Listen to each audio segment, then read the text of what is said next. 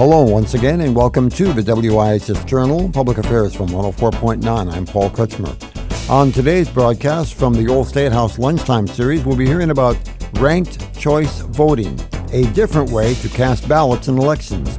You'll hear some of the details about how that works on today's broadcast. Hello everybody, good afternoon, and welcome to Conversations at Noon at Connecticut's Old State House. My name is Mariana Garcia, and I'm the Public Programs Manager here at Connecticut's Old State House. And I want to thank you all for tuning in and joining us today for Ins and Outs of Ranked Choice Voting.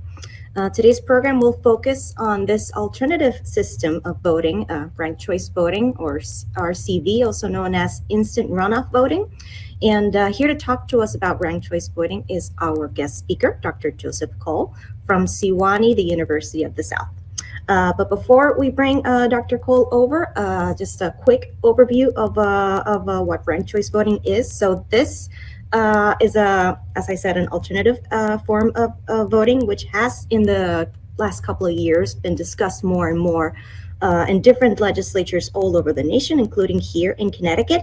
In fact, this session, there were 4 different bills brought to committee to be discussed for introducing ranked choice voting here in Connecticut, both in the municipality local level and also more in the state level.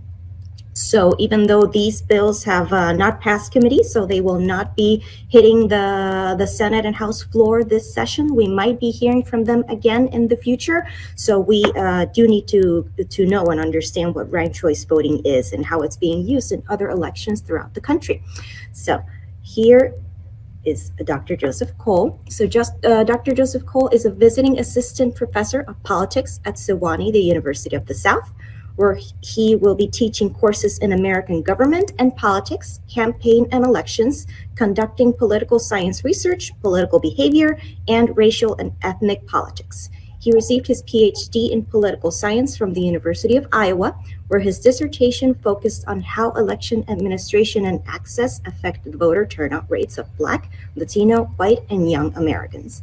His current research agenda examines how elections administration and access affect political opinions and behavior, and how those changes to political opinion and behavior go on to affect public policy, with a particular eye towards radical ethnic and racial, ethnic, and age groups.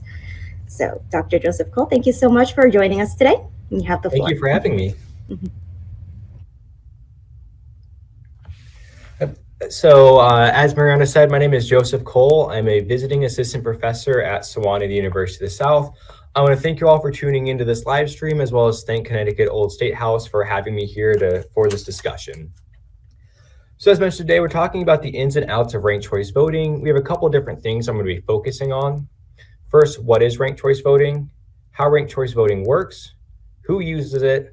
The pros and cons, and the role of election officials in helping voters with ranked choice voting. So first, what is ranked choice voting? I'm sure many of you are aware, the United States operates under what's called plurality and majority rules. In elections, voters typically vote for a single candidate. You get one choice to vote between 2 candidates. In plurality elections, whichever candidate wins the most votes, even if it's less than 50%, they're the candidate who wins the election. In majority elections, the candidate has to get 50% of the vote in order to win. If you're in a majority election and no candidate gets 50% of the vote, then you hold another election at a later date that's called a runoff election. We've had a couple high-profile runoff elections, for example, in Georgia these last couple years. Now, ranked choice voting, it acts as an alternative to this system. Instead of having you just vote for a single candidate, instead, ranked choice voting, RCV, it allows voters to rank their candidates in order of preference from most to least preferred. Second, like majority elections, it requires that a candidate receive 50% of the vote in order to win. So you have to have a majority favorability in order to win the election. But unlike majority elections, it does not require a second election to be held later on, a second runoff election, if no candidate gets 50% of the vote in the first round. So how does ranked choice voting work? Well, as I mentioned, ranked choice voting, it allows candidates to voters to rank candidates in order of preference. So I have this sample ballot over here on the right. It has a bunch of different candidates from a demonstration ballot in Alaska in 2021, Let's say hypothetically, I wanted Naomi Jackson to be my first candidate. I'd fill in the first bubble with Naomi Jackson. Say I wanted Heather Olsen as my second candidate, I would then fill in that second place bubble. Chick Hicks as my third favorite candidate, I'd fill in that third place bubble. Now, at the end of the first round of voting, we tabulate votes and see if any candidate has more than 50% of the vote.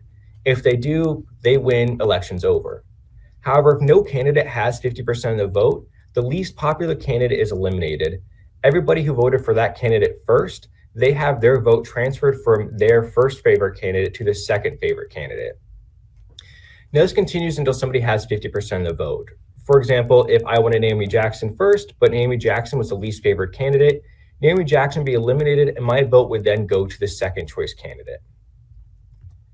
So I have this link here. I don't know if it won't work with this presentation. I apologize. But if you follow this link, you can actually see how Alaska's ranked choice voting election ended up unfolding in 2022. You see how Lisa Murkowski, although she did not get a majority in the first election, after the last two candidates are eliminated, she ends up getting a majority of this election and winning the election. So who uses ranked choice voting? Well, in the United States, we have two states that use ranked choice voting for the general election, Alaska and Maine. We also have several states that use ranked choice voting for overseas ballots. This includes 6 states down there in the deep south, Alabama, Georgia, around this area. There are also 2 counties that use ranked choice voting, as well as 60 cities. Now, cities is where ranked choice voting tends to be the most popular. A lot of cities have been making these changes in recent years. This kind of reflects this idea of localities and states as this like laboratory of democracy, where these smaller areas, these cities, these counties, they can experiment with changes like ranked choice voting to see if it solves some of the problems that we're currently seeing in our system. Now, ranked choice voting is also kind of popular abroad. For example, it's been used in Australia for quite a while. And a lot of the information we have for how ranked choice voting works actually comes out of Australia. It's also used in Ireland and Malta, as well as the Scottish and Welsh parliaments in the UK, or at least variants thereof. For the potential benefits of ranked choice voting. Well, first, it requires a majority of voters to win, very similar to how majority elections work. In order to be the winner of the election, you have to have the most votes. Second, it allows voters to vote for who they prefer instead of who they think has the best chance of winning.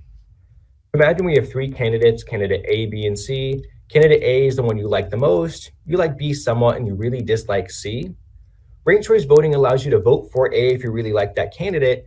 And if any candidate doesn't get a 50% of the vote, then that least favorite candidate is eliminated. Votes are then reshuffled, and you have a chance to keep your first preferred candidate in the election.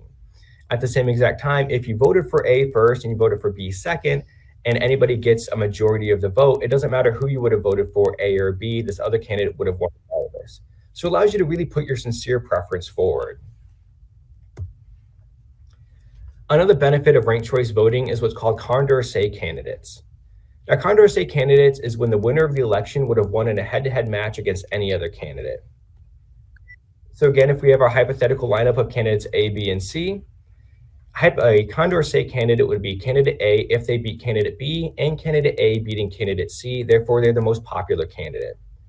Ranked choice voting argues that because of this issue of allowing you to rank by preference instead of choosing the lesser of 2 evils, it ends up selecting the candidate that's more preferred than candidates that are least preferred. Another major benefit is that it can be potentially cheaper than having majority elections with runoffs, specifically because you don't need to have a runoff election anymore.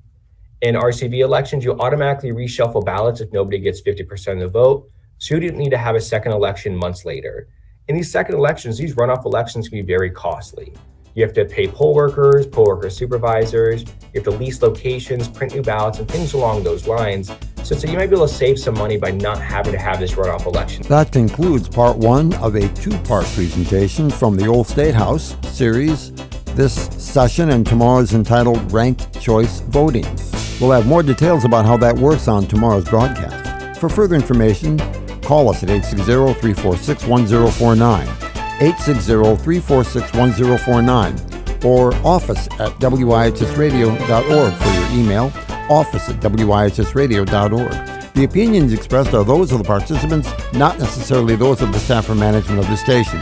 I'm Paul Kretschmer for the WIHS Journal, Public Affairs from 104.9 WIHS.